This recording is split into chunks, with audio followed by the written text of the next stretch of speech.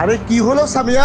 আরে দাঁড়াও না, তুমি আজকাল বাড়িতে অনেক দেরি করে আসো, তোমার সাথে ঠিক মতো করে কথাও বলতে পারি না। আরে হয়েছে হয়েছে, এবার ছেড়ে দাও। ঠিক আছে, ছেড়ে দিলাম। এবার শান্তি তোমার, আজকে সন্ধ্যায় তাড়াতাড়ি বাড়িতে ফিরবে, ঠিক আছে? আচ্ছা ঠিক আছে, তুই তোর ভাবির খেয়াল রাখিস, আমি গেলাম। ওকে ভাইয়া। ভাবি, ভাইয়ার গাড়ির পেছনে তো কাদা লাগানো হলো, এই কাদার সাহায্যে কি আমরা তাকে হাতে হাতে ধরতে পারবো?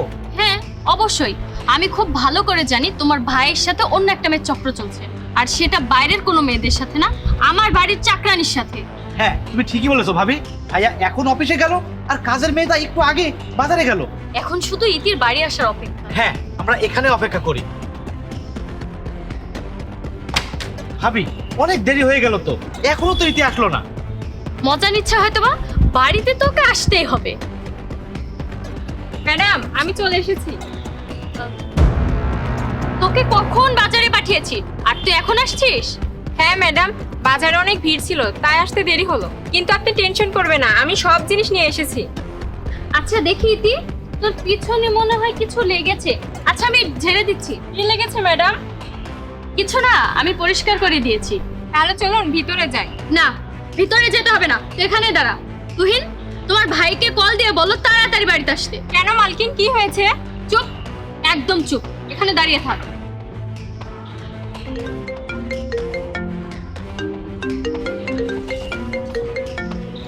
কিরের কল? হ্যাঁ তুহিন, কি হয়েছে? হ্যালো ভাইয়া, তুমি আজকে অফিসে যেও না, তাড়াতাড়ি বাড়িতে চলে এসো। বাড়িতে ফিরে যাব? কেন, কি হয়েছে?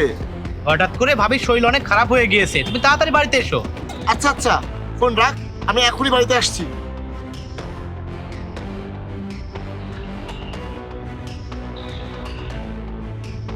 ভাইয়া আসছে।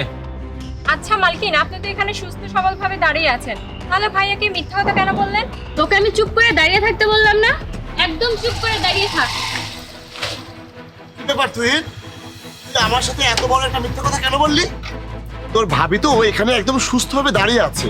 ও তো তোমাকে সামান্য একটা ছোট্ট মিথ্যা কথা বলেছে, কিন্তু তুমি তো এতদিন বড় একটা সত্যি লুকিয়ে আমাকে মিথ্যা কথা বলে এসেছো। কিসের মিথ্যা? আর কোন সত্যের কথা বলছো তুমি? কি সব আবল তাবল কথা বলছো? আমি কোনো আবল তাবল কথা বলছি না, যেটা সত্যি সেটাই বলছি। আমার কি মনে হচ্ছে জানো, তুমি না আজকে ঝগড়া করার মুডে আছো। তাহলে তুমি আমাকে বলতে, আমি আজকে অফিস যেতাম না। শুধু শুধু মাঝ রাস্তা থেকে ডেকে আনলে কেন? দেখো, তোমার সাথে ঝগড়া করার না আমার কোনো ইচ্ছা নেই, যেটা সত্যি আমি সেটাই সামনে আনছি। আমি তো তোমাকে ইনোসেন্ট ভাবতাম, কত বিশ্বাস করতাম তোমাকে, আর তুমি আমার সাথে এমন একটা নাটক করতে যাতে আমি কোনো কিছু বুঝতে না পারি। তোমার উপর আমার অনেকদিন আগে থেকে সন্দেহ ছিল, আর আজকে সেটা সত্যি হলো। ছি জাহিদ, তুমি চক্কর চালালে সামান্য একজন কাজের মেয়ের সাথে চক্কর চালালে। ভাইয়া তুমি এটাই ভাবছো তো যে ভাবি এগুলো কিভাবে জানলো? আমি ভাবিকে করতে বলেছিলাম যাতে তোমাকে হাতে নাতে ধরতে পারি। এজন্য আমি আর ভাবি মিলে তোমার বাইকের পেছনে কাদা লাগিয়ে দিয়েছিলাম, আর সেই কাদা এখন ইতির পেছনে লেগে আছে। কারণ আমার সন্দেহ ছিল তোমরা একে অপরের সাথে দেখা করবেই, কারণ তুমি অফিসের জন্য বের হলে আর তার কিছুক্ষণ আগে ইতি বাজারের জন্য বের হলো। আর হ্যাঁ, তোমরা দুজন একে অপরের সাথে দেখাও করেছো। সি ভাইয়া সি, তুমি তো বাড়ির বড়, তুমি যদি এইসব আচরণ করো তাহলে তোমার থেকে আমি কি শিখবো? তুহিন চুপ কর কিন্তু। চুপ করবে কেন? সত্যিটা গায়ে লাগছে তাই তো? অনেক হয়েছে, তোমরা অনেক কথা বলেছো। এতক্ষণ ধরে আমি তোমাদের অনেক নাটক সহ্য করেছি, এখন আমি বলছি তোমরা শোনো। আরে ওইটা মালিকের গাড়ি না? তাই তো। স্যার স্যার দাঁড়ান। কি হয়েছে, এভাবে পেছন থেকে ডাকছিস কেন? আসলে স্যার আপনি তো অফিসেই যাচ্ছেন, আর আপনি বাজারের ওই দিক দিয়ে তো যাবেন। হ্যাঁ, তাতে কি হয়েছে? স্যার আমিও বাজারে যাচ্ছি, আর আমার অনেক দেরি হয়ে গেছে, আর বাসায় বাজার নিয়ে যেতে হবে। দেরি হলে ম্যাডাম অনেক বকাবকি করবে। আপনি যদি গাড়ি করে আমাকে বাজার পর্যন্ত নিয়ে যেতেন তাহলে অনেক ভালো হতো। হ্যাঁ ঠিক আছে, বস তাহলে। আচ্ছা চলো।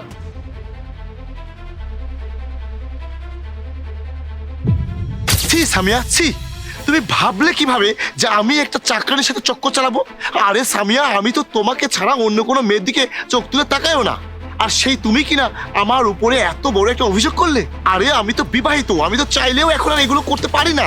জাহিদ প্লিজ আমাকে ক্ষমা করে দাও, আমি আসলে ব্যাপারটা বুঝতে পারিনি। কারণ তুমি সবসময় ইতির নামে সাফাই গাইতে, নতুন নতুন জামা কিনে দিতে, এটা আমার সহ্য হতো না। আবার তুমি আমাকে বলতে ওর বেতন বাড়াতে, এই জন্য আমি তোমাকে সন্দেহ চোখে দেখতাম, আর এই জন্য আমি এসব করেছি। কিন্তু এখন আমি বুঝতে পেরেছি আমি যা করেছি ভুল করেছি। জাহিদ প্লিজ আমাকে ক্ষমা করে দাও, আর ইতি তুই আমাকে ক্ষমা করে দিস।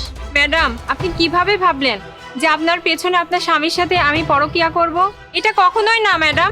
আমি তো প্রথম থেকে স্যারকে বড় ভাই মনে করতাম, কিন্তু আপনি আমার উপরে এমন দোষারোপ করবেন আমি কখনোই ভাবতে পারিনি। দেখ ইতি, তোকে তো আমি বললাম আমি ভুল করে ফেলেছি, আমাকে ক্ষমা করে দে। ম্যাডাম দেখুন, আমি আর এখানে কাজ করতে পারবো না। যেখানে বিশ্বাস আর ভরসা নেই সেখানে কাজ করা যায় না। ম্যাডাম এই নিন বাজারের bill। ইতি প্লিজ যাস না, তোর থেকে ভালো মেয়ে আমরা আর পাবো না। তুই তো জানিস তুই ছাড়া আমাদের পরিবারটা অসম্পূর্ণ, আর তাছাড়া তুই তো আমাকে তোর বড় বোনের মতো মনে করতি।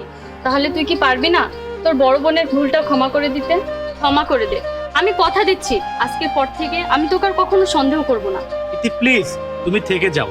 তোমার কাছে যদি ভাবির জন্য বিন্দু মাত্র মায়া থাকে তাহলে তুমি এখানে থেকে যাও। প্লিজ ইতি এভাবে ছেড়ে যাস না। আচ্ছা ঠিক আছে, আমি যাব না। আর জাহিদ তোমার কাছে অফিসে যেতে হবে না, আমি তোমার জন্য তোমার ফেভারিট রান্না আমার নিজে হাতে বানাবো, আর তোমরা তিনজন আরামে খেও। আর ভাবি ঝাল একটু কম দেবে, তুমি তো জানো ঝাল ভাইয়ার পছন্দ না। আচ্ছা ঠিক আছে, এবার বাসায় চলো। চলো চলো।